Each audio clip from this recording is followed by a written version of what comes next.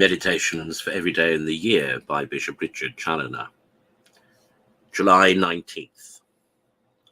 On the Coming of the Judge. Consider first that the dead being risen shall immediately be assembled together from all places to meet the Judge, and this, as 'tis thought, near Jerusalem, in the sight of Mount Olivet and of Mount Calvary, where our Lord heretofore shed his blood for our redemption. Oh, what a sight will it be to behold our redemption! Oh, what a sight will it be to behold here all the children of Adam, an innumerable multitude of all nations, ages, and conditions, standing together, without any distinction now of rich or poor, great or little, master or servant, monarch or subject, excepting only the distinction of good or bad, which shall be wonderful and eternal. Alas, how mean a figure shall an Alexander or a Caesar make at this appearance, or any of those celebrated heroes of antiquity whose very name has made whole nations tremble. Those mighty monarchs that had once the world at their beck are now levelled with the meanest of their slaves, and would wish 1,000 times they had never worn the diadem. And hast thou, my soul, ever well considered the part thou shalt have to act in this last scene? Consider, secondly, how the great Judge shall immediately make his appearance, and every eye shall see him coming down from heaven with great power and majesty, armed with all the terrors of his justice, and surrounded by all his heavenly legions.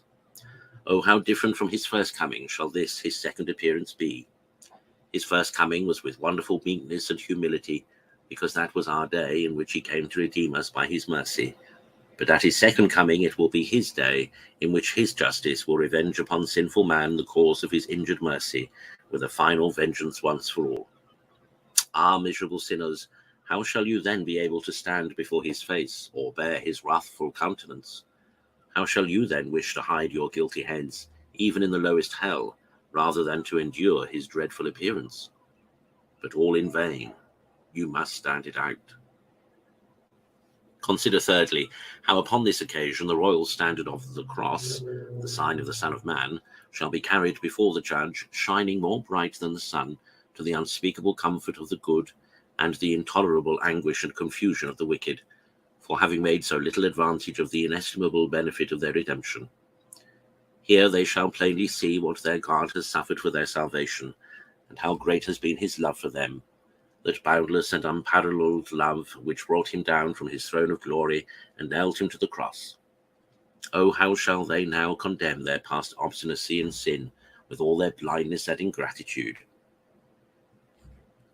Oh, how shall this glorious ensign justify in the face of the whole universe the conduct of God and the dreadful torments he has prepared for unrepenting sinners? For what less than a miserable eternity can be punishment enough for so much obstinacy and sin, after so much goodness and love? Conclude to take care, whilst thou hast time, to make a proper provision for this great appearance, by turning now to God with thy whole heart, and embracing a penitential life. For why should thou go on any longer adding daily sin to sin, and treasuring up to thyself wrath against this day of wrath?